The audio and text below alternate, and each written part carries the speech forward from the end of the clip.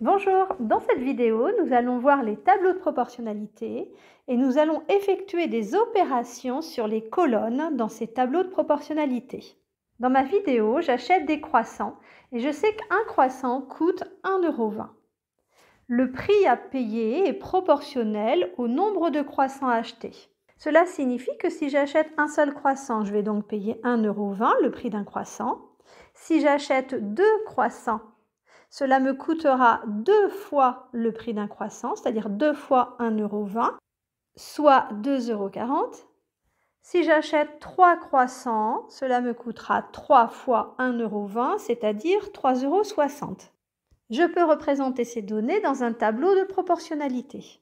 J'inscris sur la première ligne le nombre de croissants et sur la deuxième ligne le prix à payer en euros. Puisque ces deux grandeurs sont proportionnelles, on sait que ce tableau sera un tableau de proportionnalité. Alors, un croissant coûte 1,20 €, je vais noter dans cette première colonne.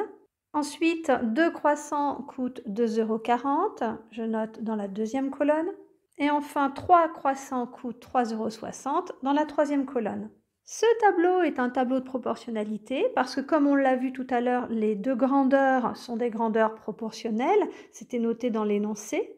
Et en plus, on se rend compte que l'on passe de la première ligne à la deuxième ligne en multipliant chacun des nombres de cette première ligne par un même nombre qui est ici le prix d'un croissant. Eh bien, ce prix de 1 croissant, on peut le noter ici sur le côté. On écrit multiplié par 1,20 €. 1 croissant fois 1,20 € est égal à 1,20 €. 2 croissants fois 1,20 € est égal à 2,40 €. Et 3 croissants fois 1,20 € me donne 3,60 €. Eh bien, ce nombre ici, qui est le prix d'un croissant, le prix unitaire, s'appelle également le coefficient de proportionnalité. Vous verrez dans une prochaine vidéo comment retrouver, comment calculer le coefficient de proportionnalité dans les tableaux de proportionnalité pour pouvoir passer de la première ligne à la deuxième. Alors là, c'était facile puisqu'on connaissait le prix d'un seul croissant, le prix unitaire. Mais lorsqu'on ne vous donne pas cette information, ce prix unitaire, vous apprendrez à le rechercher, à le calculer, ce coefficient de proportionnalité. Je vais à présent reprendre ce tableau et effectuer des opérations sur les colonnes. Donc, j'ai repris ce tableau de proportionnalité et je veux connaître le prix de 4 croissants, de 5 croissants, de 10 croissants, etc. Je peux très bien utiliser ce coefficient de proportionnalité, c'est-à-dire multiplier la quantité de croissants achetés par le prix unitaire pour trouver le prix à payer. C'est ce que vous ferez d'ailleurs dans les autres années du collège. Mais en sixième, vous devez également apprendre à effectuer les opérations sur les colonnes, comme vous l'avez déjà fait d'ailleurs en classe de CM. Je vais donc effacer le coefficient de proportionnalité et agrandir mon tableau. Eh bien, si je veux connaître le prix de 5 croissants, je vais noter sur ma première ligne le nombre de croissants 5 et je cherche ensuite le prix à payer pour ces 5 croissants. Alors, comme je vous disais tout à l'heure, je pourrais très bien faire 5 croissants multipliés par le prix unitaire, qui était le coefficient de proportionnalité 1,20 €, et j'obtiendrai 6 €, le prix de mes 5 croissants. Mais ce n'est pas ce que je vais faire maintenant, puisque je vais vous montrer les opérations sur les colonnes. Donc, je sais que 2 croissants plus 3 croissants me font bien 5 croissants. Je peux donc ajouter ces deux colonnes. Et j'obtiendrai effectivement 5 croissants. 2 plus 3 égale 5. Et ce que je fais sur la première ligne, je dois le faire également sur la deuxième ligne, et j'ai le droit puisque le tableau est un tableau de proportionnalité. Donc je peux ajouter 2,40 € et 3,60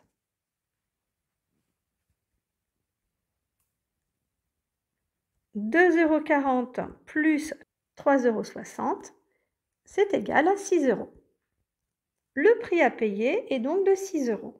À présent, je vais calculer, je vais rechercher le prix de 30 croissants.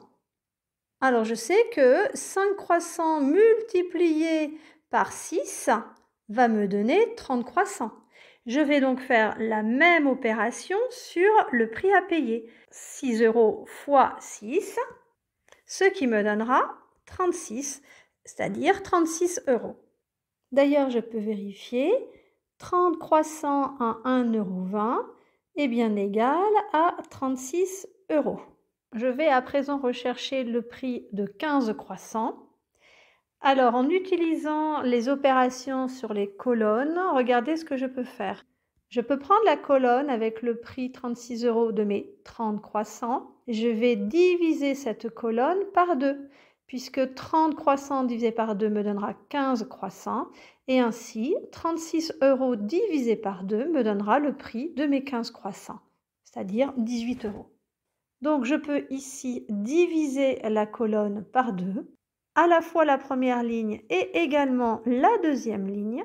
30 divisé par 2 est égal à 15 et de la même façon 36 divisé par 2 est égal à 18. Le prix de mes 15 croissants est donc de 18 €. Un dernier calcul, je veux connaître le prix de 12 croissants. Alors 12 peut être obtenu en faisant 15 moins 3. Donc, je vais soustraire cette colonne à celle-là. C'est-à-dire, je vais faire 15 moins 3, 18 moins 3,60 €. 15 moins 3 va me donner 15 moins 3 va me donner 12. Et de la même façon, 18 moins 3,60 €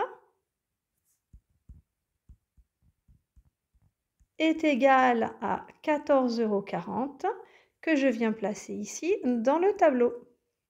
Alors j'espère que c'est clair. Vous pouvez ajouter, additionner deux colonnes ensemble pour trouver une troisième colonne, ou bien effectuer une soustraction entre deux colonnes pour obtenir une troisième. Vous pouvez également multiplier une colonne par un nombre pour trouver une deuxième colonne, ou bien diviser une colonne par un nombre pour trouver une autre colonne. Alors attention, il ne faut surtout pas mélanger toutes ces opérations.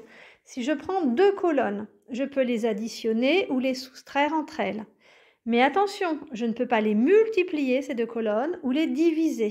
C'est-à-dire que si j'ai la colonne ici, avec 2 croissants qui coûtent 2,40 et 3 croissants qui coûtent 3,60 €, je peux les ajouter toutes les deux, mais je ne peux pas les multiplier. Regardez, si je décidais de multiplier ici les deux colonnes, c'est-à-dire ça me permettrait d'obtenir par exemple le prix de 6 croissants, parce que 2 fois 3 égale 6, donc j'aurai ici 6 croissants.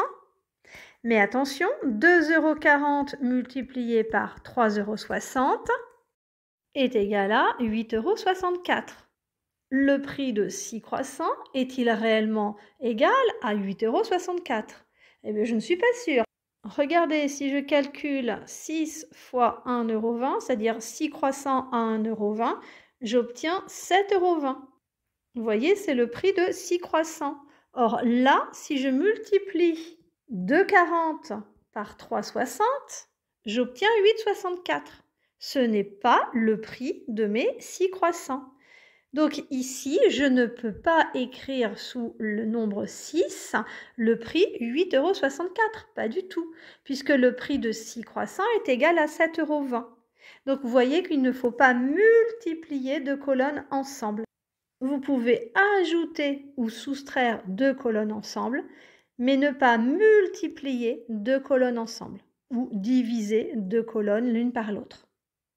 Alors la deuxième règle, les deux opérations possibles. Si je prends une colonne, je peux la multiplier ou la diviser par un nombre, mais attention, je ne peux pas ajouter ou soustraire un nombre à une colonne.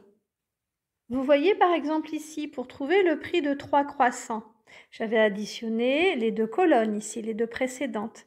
Mais si je décidais, ce que je n'ai pas le droit de faire, mais je vais vous montrer, si je décidais de partir de cette colonne-là avec 2 croissants et d'ajouter 1, Donc, j'écrirai ici plus 1.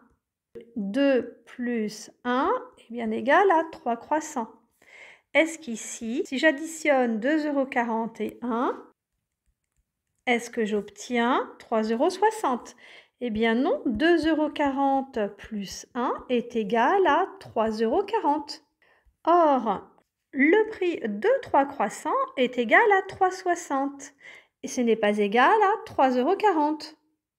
Donc, je ne peux pas ajouter un nombre à une colonne. Donc, je récapitule une dernière fois. Je peux additionner ou soustraire deux colonnes ensemble, mais je ne peux pas multiplier ou diviser deux colonnes ensemble. Je peux multiplier ou diviser une colonne par un nombre, mais je ne peux pas ajouter ou soustraire un nombre à une colonne.